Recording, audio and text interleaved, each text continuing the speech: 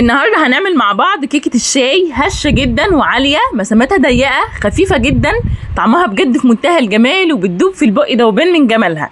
طريقتها سهله وبسيطه، مقاديرها اقتصاديه، متاكده ان انتوا هتعتمدوها من جمالها وهتعتبروها كيكه يوميه بالنسبه لكم. تحضير الكيكه ما بياخدش وقت، عشان كده اول حاجه هبدا فيها هي تجهيز الصينيه. نزلت بمعلقه كده صغيره من الزيت ونص معلقه من الدقيق، وهبتدي ابطن الصينيه بتاعتي كويس جدا بالشكل ده، وفي نفس الوقت هشغل الفرن بتاعي على اقل درجه حراره عندي، لان زي ما احنا عارفين الكيكه لازم تدخل على فرن متسخن مسبقا. بعد كده في شفشق الخلاط هنزل ب3 بيضات بدرجه حراره المطبخ، عليهم معلقه صغيره من الفانيليا السايله وكوبايتين من السكر، اي سكر بقى متوفر عندنا. هبتدي اخفقهم كويس جدا جدا لحد ما اتاكد ان السكر داب تماما. بعد كده هنزل بكوبايه من الزيت وكوبايه من الحليب او الزبادي المتوفر فيهم عندك، وطبعا الكوبايه اللي معايرين بيها هنعاير بيها كل المقادير، يعني عايرنا بيها السكر والزيت والحليب، هنعاير بيها كمان الدقيق. هنخفقهم كويس جدا. بعد كده في بوله فاضيه عندي هبتدي انخل 3 كوبايات من الدقيق بنفس الكوبايه اللي احنا عايرنا بيها الحليب والزيت والسكر. تمام. لو حابين تقللوا المقدار تعملوه نص مثلا، فاقسموا كل حاجه على 2. هننخل الدقيق بتاعنا كويس جدا زي ما شفتم كده. هنضيف ليه ذره من الملح، كيس كده من البيكنج باودر او معلقه كبيره من البيكنج باودر او الكيك شيف المتوفر فيهم عندك. هنضيف كمان معلقه كبيره ممسوحه من النشا، وهبتدي انخلها كمان برضو زياده ضمان. انا عايزاكي تتابعي معايا لاخر الفيديو، لان في الاخر هقول لك شويه نصايح مهمه جدا مش حابه اقولها دلوقتي علشان ما نتلخبطش ونركز بس في اللي احنا بنعمله. بعد ما ضفنا كل المكونات الجافه نبتدي نقلبها في بعضها كويس جدا بالشكل ده، وهنزل عليها بالخليط السائل. شايفين لونه فاتح ازاي؟ ده بسبب الخفق الكويس، وده هيديكي كيكه من جوه لونها فاتح وجميله جدا.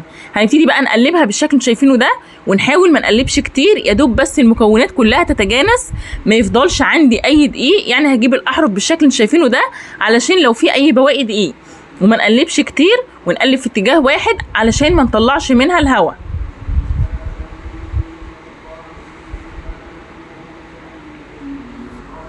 بعد كده هجيب الصينيه بتاعتي، وركزي في الصينيه وشوفي انا مسحاها ازاي، لاني هقول لك معلومه خطيره جدا في اخر الفيديو. نزلت بالكيكه وهو ده قوامها زي ما شفتم. بعد كده هنبتدي نخبط صينيه الكيكه خبطتين كده، ونجيب خله اسنان او نجيب عود شيش طاووق او اي حاجه متوفره عندنا، ونمشيها في الكيكه علشان نطلع منها فقاعات الهواء. عارفين لما بتكون الكيكه فيها فقاعات كبيره كده من جوه، ده بسبب ان فيها هواء، فنحاول نطلعه بالطريقه اللي شفتوها دي. في خطوه اختياري كده لو حابه تعمليها، هي هتفرق في الشكل جدا. هنجيب شوكولاته كده، اي شوكولاته سبريد عندنا، شوكولاته دارك، وهنبتدي نعمل بيها خطوط عشوائي زي ما شفتي كده. وهزين كمان بسوداني او اي حاجه متوفره عندك، ده كان متبقي عندي من رمضان.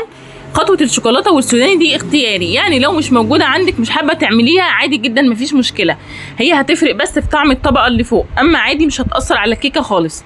بعد ما نخلص هندخل الكيكه بتاعتنا على فرن متسخن مسبقا في الرف الوسطاني على درجه حراره 180، هتقعد ما بين 30 ل 45 دقيقه. بعد 30 دقيقه اختبريها، لقيتيها استوت بتطلعيها، لقيتيها لسه، فبنسيبها لحد لما تكمل تسويه. ده كان شكل الكيكه بتاعتنا بعد لما استوت، ما شاء الله عليها. السطح كله من فوق مستوي، يعني مفيش حته يعني مش عاليه من النص مثلا ومن الجوانب نازله. ده بسبب ايه؟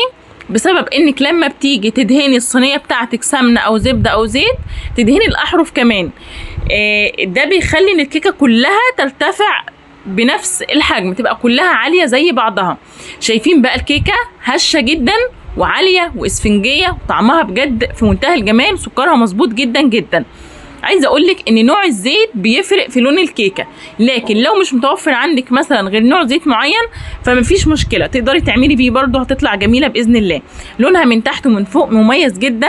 اتمنى تكون عجبتكم، ولو لسه مكملين معايا لحد هنا واستفدتم من الفيديو فاتمنى تدوسوا لايك علشان الفيديو يترفع وغيركم يستفاد من الوصفه الجميله دي. ولو بتشوفوني لاول مره فاشتركوا في القناه علشان تقدروا تشوفوا كل الافكار والوصفات اللي بنزلها يوميا اول باول.